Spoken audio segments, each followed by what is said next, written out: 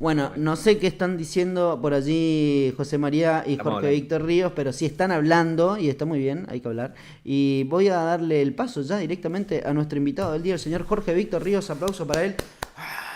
El público se incrementa, Sí, saludan, banderas, bombos, platillos. Jorge Víctor Ríos, ¿cómo le va, amigo? ¿Cómo anda Buen usted? día, Tengo muy bien, muchas por ganas. suerte, disfrutando el fresquito. ¿Vos sos del team frío o del team calor? Así No, en arrancamos realidad nosotros. soy del Team Calor definitivamente, pero bueno, No hay te que hacerle quejas. frente al winter has come en este caso, ya llegó el claro, invierno. estamos ahí. Tal cual. Somos, Bueno, lo somos presento a pocos los José María. del team frío. Sí, sí, Somos sí, sí. pocos los del team frío. Sí, es verdad, es verdad. Y sí, Sí, hermano, sí, por sí. eso vos te fuiste corriendo de nuestra hermosa ciudad de Posadas a instalarte allá a Siberia, no sé dónde estás vos. Bueno. Pero mirá, la verdad que no es muy descabellado decir eso, ¿no? Sí, Pero tal bueno, cual. para otra charla. Usted dijo, José María, fuera del aire, que se Sí, reservaba comentarios para tirarlo al aire. Así que adelante, hágalo. Jorge Víctor Ríos sí, es un gran amigo, pero tenga cuidado. no, por supuesto.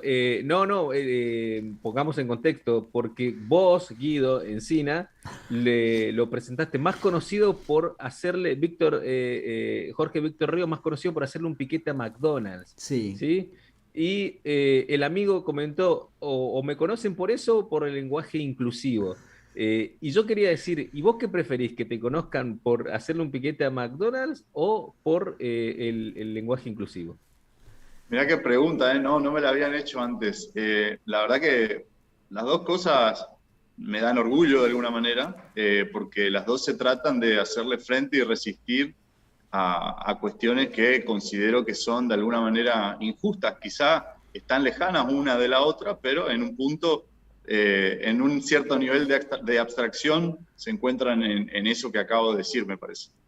Qué crack. Bien. Contanos, Jorge, cuál es tu percepción o cuál es la percepción que tenés ya una vez instalado el tema del lenguaje inclusivo, por lo menos en los debates, no así en la comunicación, inclusive, digamos, para quien hace la comunicación y que muchas veces hemos hablado con Jorge sobre este tema.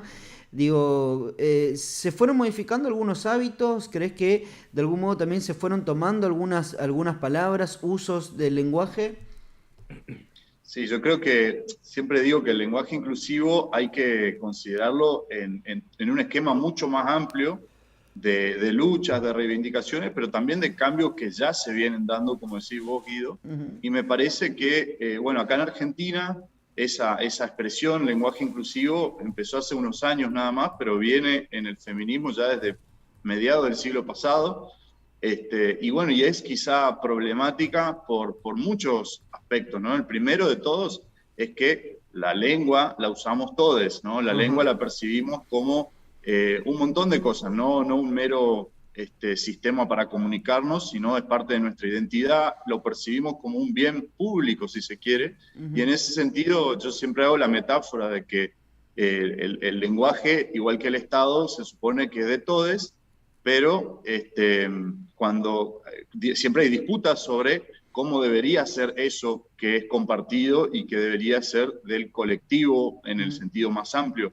Entonces, una metáfora que yo vengo usando sobre el lenguaje inclusivo para que se entienda cuál es el sentido, es decir, que así como el Estado tiene la obligación de agrandar la entrada a un edificio público para que entre una silla de ruedas, por ejemplo, aunque a mí no me guste, aunque yo no necesite una silla de ruedas, el Estado debe hacerlo, ¿no? Porque debe garantizar justamente eso, el acceso de la totalidad de la población. Entonces, simbólicamente el lenguaje inclusivo es eso, es que se adopte una perspectiva de género, que es la perspectiva nada más ni nada menos que de las ciencias sociales, eh, para el uso del lenguaje. Y sí, por supuesto que la complicación está dada por, bueno, pero bueno, ¿cómo se usa entonces? Ponerle a alguien que dice, bueno, sí, me convenciste, tenés razón, la verdad no lo había pensado, pero ahora no sé si me va a salir ponerle la E, por ejemplo, a todo, cada vez que hay una marca de género, ¿no? En el Tal cual. lenguaje, ese es otro tema. Tal cual. Pero sí, digamos, sí me parece que empezamos a cambiar un poco cómo usamos la lengua,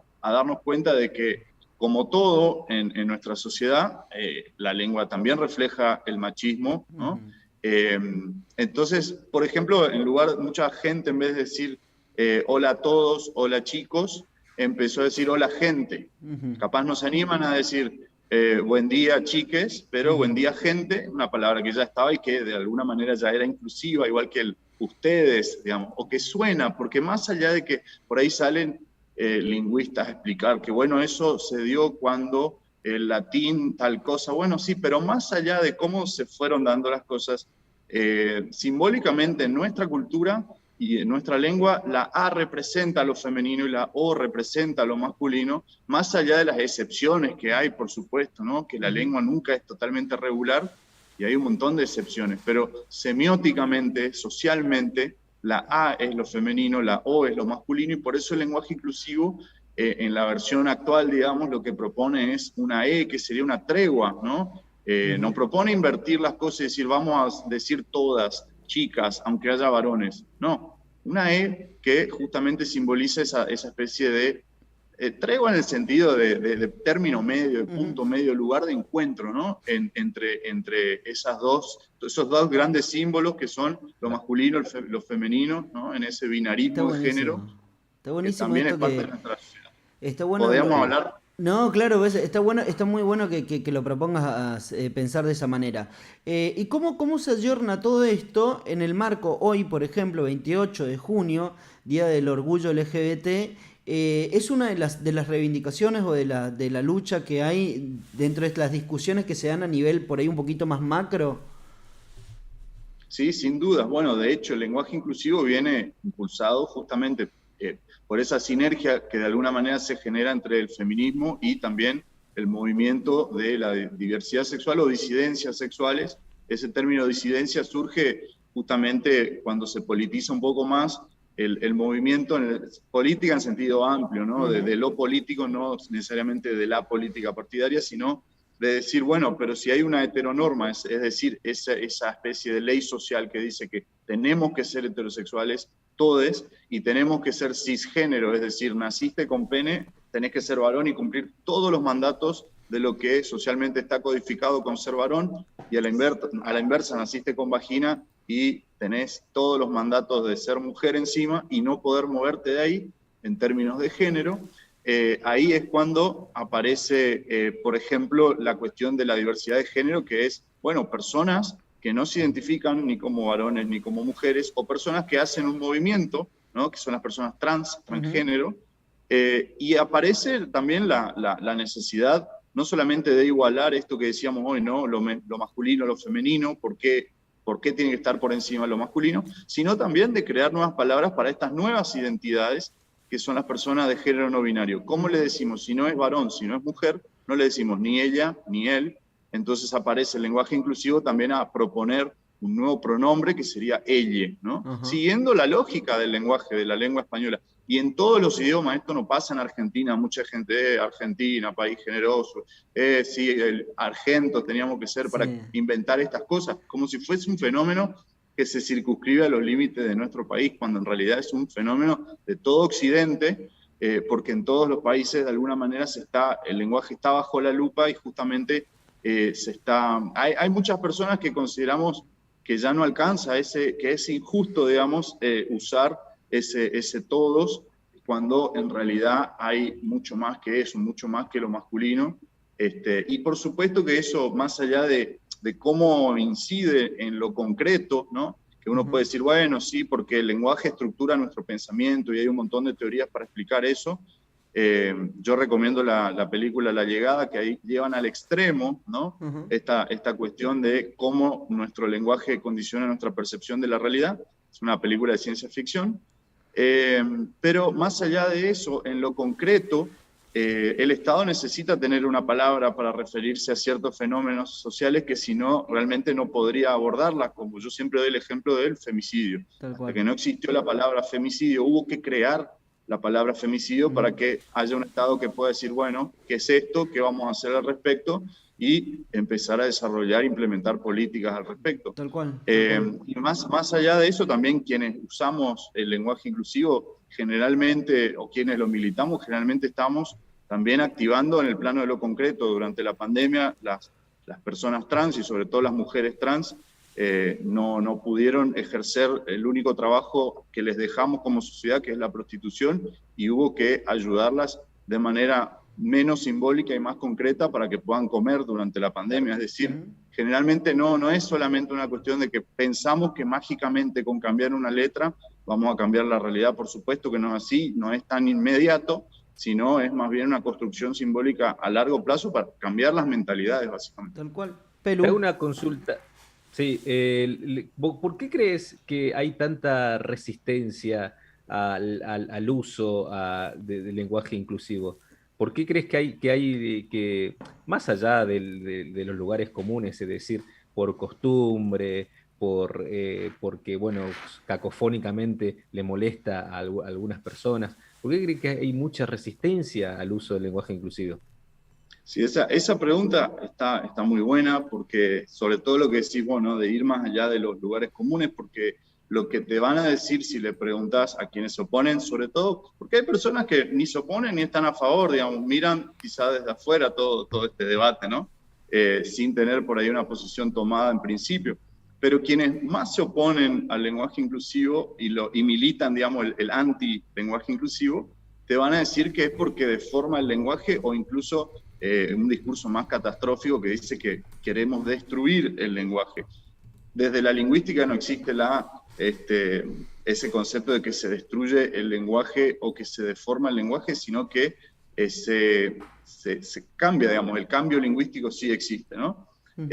Y te van a decir que esa es la principal razón de que están cuidando la hermosa lengua española, que ahí podemos debatir por horas también la cuestión de la colonialidad que sigue tan, ¿no? En boga, digamos, siempre pensando qué dice la Real Academia Española, cuando se supone que nos independizamos como colonia de España hace más de 200 años, pero esa otra discusión, aunque todo tiene que ver con lo mismo, pero digo, te van a sacar la carta del purismo lingüístico, es decir, estoy cuidando nuestra lengua porque estos tipos lo quieren destruir. Y sin embargo, no se alarman para nada con todos los términos en inglés que todos los días básicamente estamos agregando y usando y adaptando y abrazando sin ningún tipo de resistencia. Entonces, ahí te das cuenta que se cae un poco ese argumento de cuidar la lengua, del purismo lingüístico, de que la hermosa lengua española.